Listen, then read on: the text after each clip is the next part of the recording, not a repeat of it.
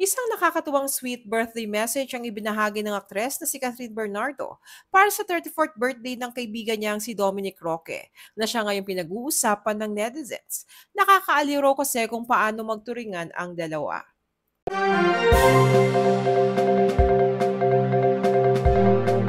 July 20, 2024, nang i-celebrate ng controversial actor na si Dominic Roque ang kanyang 34th birthday sa bahay niya, na dinaluhan ng kanyang mga pinakamalalapit na kaibigan in and outside showbiz.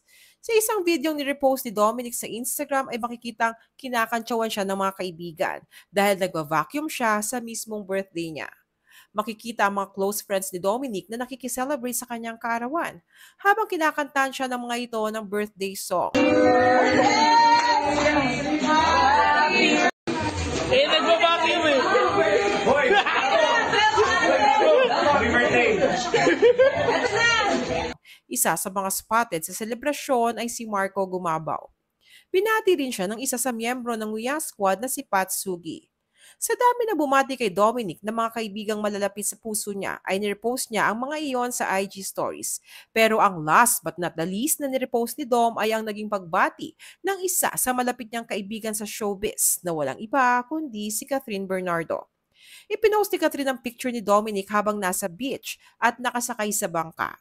Inilagay ni Catherine sa caption, "Birthday Boy," at sinamahan ito ng cake icon.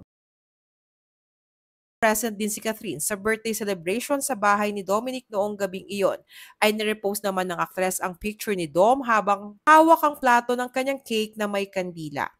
Matatanda ang ilang ulit ng spotted together sina Catherine at Dominic sa iba't ibang pagkakataon. Kaya lubutang ang issue na baka sila naman ang magkadevelopan at baka naliligaw na si Dominic sa aktres.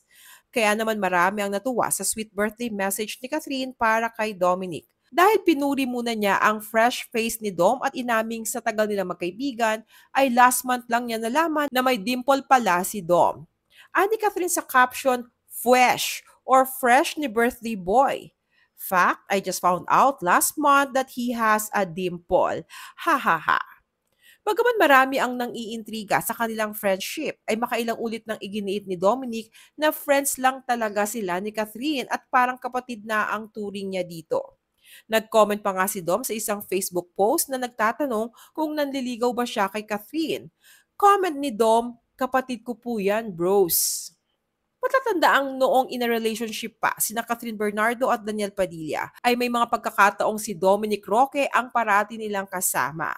Ngunit dumating ang time na nagkaroon ng gusot ang friendship ni Dom at Daniel, kaya maging sila ni Catherine ay naging madalang na rin magkasama. Ngayong hiwalay na sina Catherine at Daniel ay mas madalas nang nakikitang nagkakasama muli at nagbabanding sina Dominic at Catherine. Well, again, happy birthday Mr. Dominic Roque!